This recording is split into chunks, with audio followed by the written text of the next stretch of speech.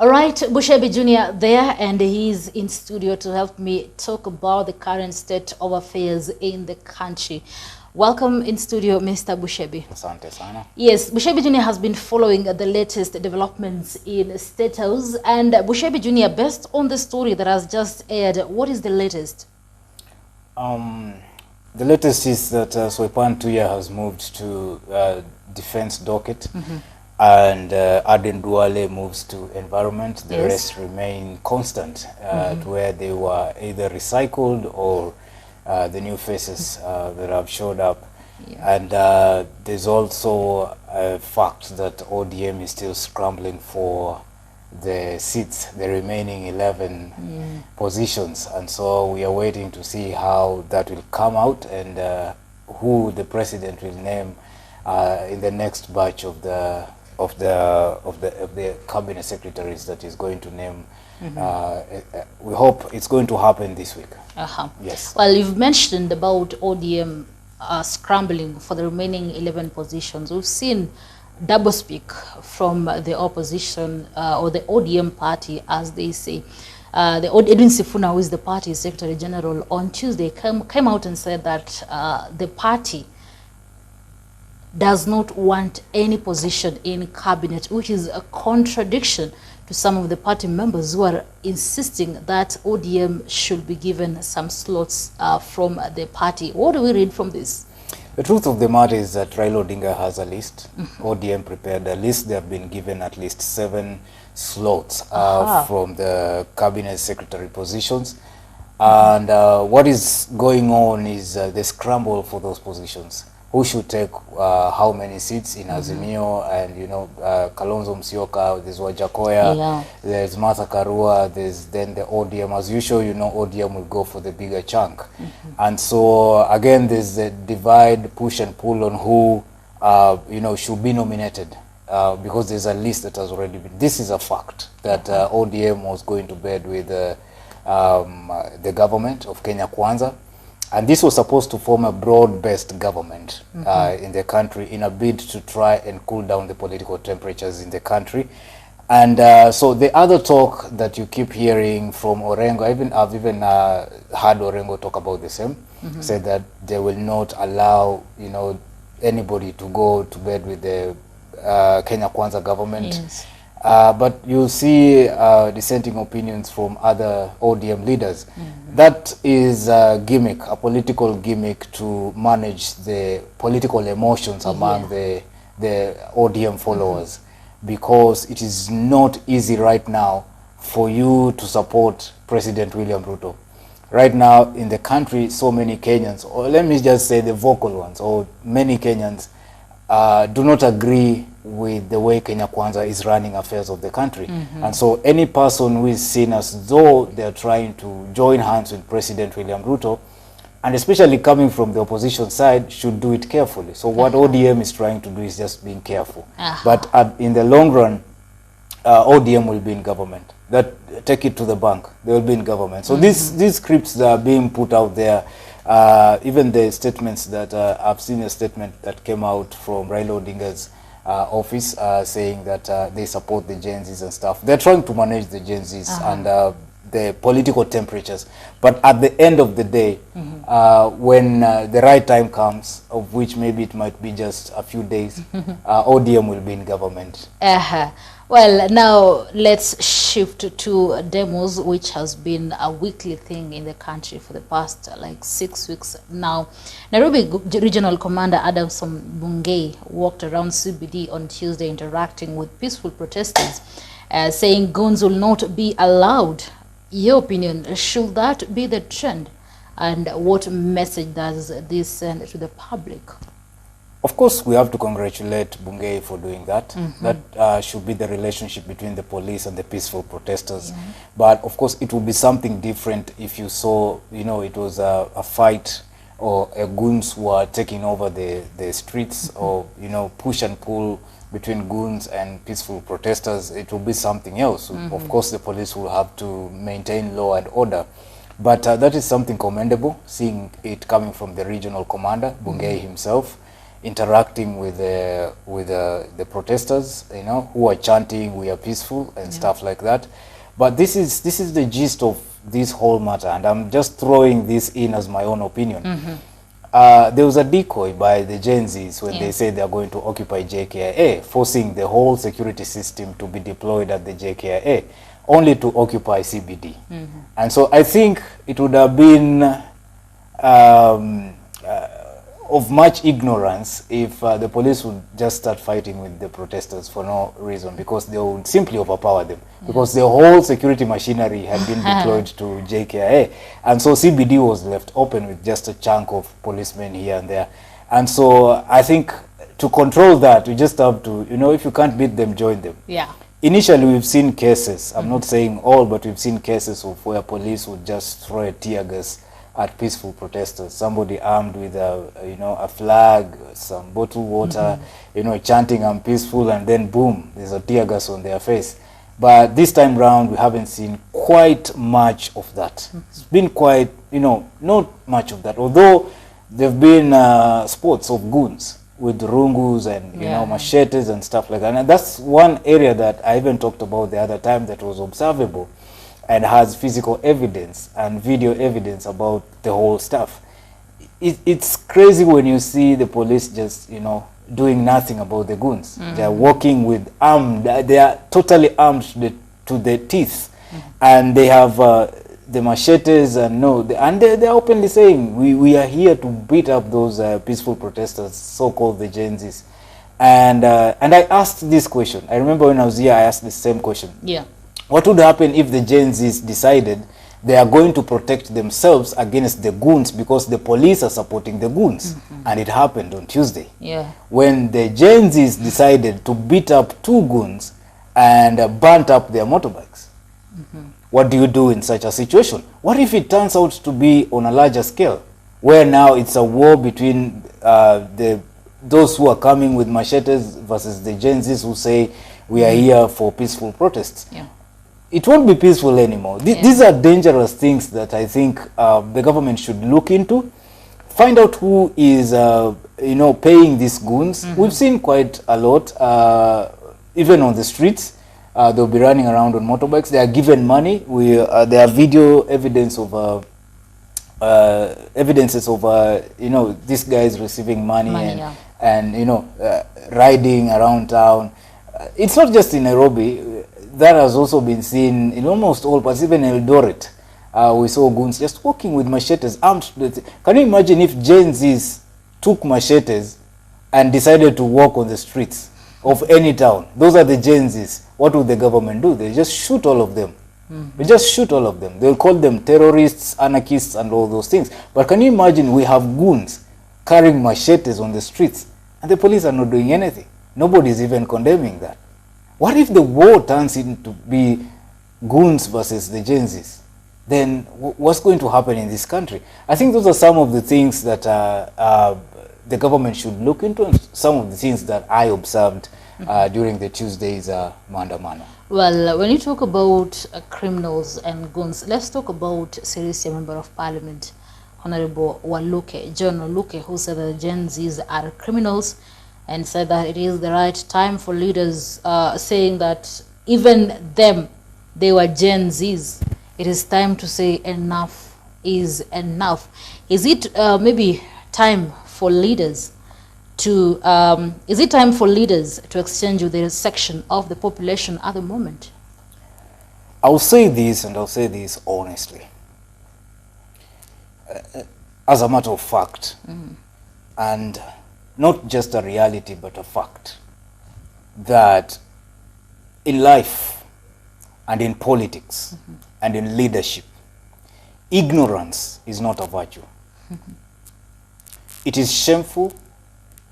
It is a show of ignoramus syndrome anytime you begin to talk about what you don't know. And that is exactly what these leaders are doing. They have embraced ignorance as a virtue. And they begin to say things which they know very well will scale up the protests. So these protests do not start because, you know, you killed 100 people. Simply starts because Murkomen said, I am wearing a watch worth 1 million or 2 million. That's enough to take guys to the streets. What about a leader who comes out to abuse the Gen Zs just because you're a leader or you have a microphone or you have a platform? So to me, that comes out. And look at the timing. This is the time to call for peace. This is the time to cool down everyone. You need to speak to the president and tell the president, cool down. You need to speak to the Gen Zs and tell the Gen Zs, cool. This is a time to call the country to order, to peace. Like, hey guys, we can talk. Even if they are fighting, like, you've seen how people, when you're trying to, you know, intervene in a fight. Although people are fighting, you just keep on struggling, go in between them and try to separate them. That is what leaders should be doing right now. Not again, that's the one that sits with another machete somewhere using their tongue and abusing the Gen Zs. Yeah. The Gen Zs are around 18 million. You've not added the millennials in there. And you're here abusing them. And you know very well that they have no jobs, but they have energy. You know that they are not stupid, they are learned. You know that they know enough history, and they even know that Waluke is supposed to be in jail. They know that he's a convict of corruption. And then that's the same. You remember, they are fighting against corruption. They are fighting for good governance. And then a product of corruption comes out to abuse them. That's an insult. That's why I said, if you don't understand something, don't talk about it. Don't talk about it. Who is financing the Gen Zs? Who knows? Even the government doesn't know. Right now, they have escalated from Illuminati, it went to foreign powers, then it went to Ford Foundation, then it went to business, political section of yes, then it went to Uhuru Kenyatta, then it went to Rigathi Gachagua, then it went to Limuru 3. Now they're just accusing anything because they cannot place a face on the Gen Zs. That tells you this is a movement that nobody is being convinced to go and fight out there. It's a movement where somebody sits down and says, I'm a young person, I need to fight for my future. They're not fighting for now, they're fighting for their future. Yeah. And so if you understand that, then you will know how to talk to the Gen Zs. There's one thing the Gen X and the boomers, wherever, they're not getting about Gen Zs. Millennials can understand the Gen Zs a little bit because they have been like that for some time. These guys, the Gen Zs, there's something they are saying, but we have a crop of ignorant political leaders who are not getting it. Either because their stomachs are full, or they simply are foolish. They don't get it. You know, a foolish person is a person who knows what they're supposed to do, and they simply can't do it. This is the time to speak the language of peace. This is the time to speak to the president. This is the time to speak to the Gen Zs. This is the time to speak to politicians and ask them, hey, listen, hii Kenya ni moja. Hii Kenya ni moja. Hata kama hao vijana wanaenda kuprotest in peace on the streets, this is the thing. If they get inflamed just because they had somebody abuse them, they might end up burning the country. But they went in peace and they were protesting in peace. So anything you say can really burn this country as a leader. And that's why I'm telling you, some of these leaders, and I don't know why most of these leaders who are saying absolutely rubbish, they come from Bungoma County. Is it the same county where they operate 352 bank accounts? Yes. Where there are allegations of corruption? Why are they not talking about that? Where there's unemployment, why are they not talking about that? It's the same county where 148 million shillings was spent just to beautify the what is it called? The town, because President William Ruto was visiting for Madaraka Day. And you have the same leaders coming out to abuse those who are fighting against such acts. It is ironical. So at the end of the day, there's something that the Gen Zs are saying, and this is a personal opinion. It's not the opinion of anyone. I'm saying there's something the Gen Zs are saying, and the best thing that the leaders can do right now is to listen and try and understand what are these young people saying. They're saying they want good governance. They're saying they want accountability. They're saying that we need to do forensic audit of the debt. They're saying they don't want a recycling of the previous cabinet. That's what they're saying. And if you don't get it, you'll begin to say they want to overthrow government. You begin to call them criminals. You begin to call them all kinds of names. Are you solving it? No, you're not. They'll still tell you it is our right to protest. They'll still tell you they'll fight you to the end. So what are we gaining at the end of the day? It's nothing. Let's talk about President William Ruto. Over the weekend, I think he said that enough is enough. The Gen Zs wanted me to drop Finance Bill 2024. I did drop it. Dissolving cabinet, I dissolved the cabinet. And he said that he's not going to give in to more demands, saying that the government will deal with those who will be protesting, and he termed them as criminals and other names there. Is it time for the Gen Zs maybe to give in to the talks that the president, because the president said that he wanted them to talk, but the Gen Zs refused. Even Twitter, he said walikataa kukuja, walitoka. Is it time for the Gen Zs maybe to give dialogue a chance? First of all, I'd like to say this about the president. He lied. The president went to X space. There he had 3 million Kenyans who listened to him. 3 million Kenyans. So when he says that he went to X space and they ran away, now who are those 3 million Kenyans? I was even there. I was listening to him. So who ran away? Almost everyone was listening to the president. Who ran away? Who exactly is he talking about? So he needs to come out and tell Kenyans, so and so ran away. But when you say Kenyans ran away or Gen Zs ran away, who are those 3 million people who listened to you on that day? And even the president could be heard speaking in State House. You know, he had not switched off his microphone. And so he was talking like, I can't believe this thing. It's like addressing a rally. These people are too many. So those too many people right now, did they run away before you came in or ran away after you finished talking? Because that is one area that the president needs to clarify. There, I don't agree with the president. He lied. Period. Number 2, the problem is, in this country, the constitution. Yeah. As a leader, let me tell you, in my opinion, one of the hardest countries to lead is Kenya. And I think Kenya is the #1 country on earth that is so hard to lead, and it's because of the Constitution 2010. You can fume, you can feel like disappearing. If you're a bad person, you can kill, you can abduct, you can do all these things. You can threaten, but at the end of the day, you'll be shocked to find that you're still at the same place where you started, having not moved. It's 2 years down the line, 2.5 years down the line.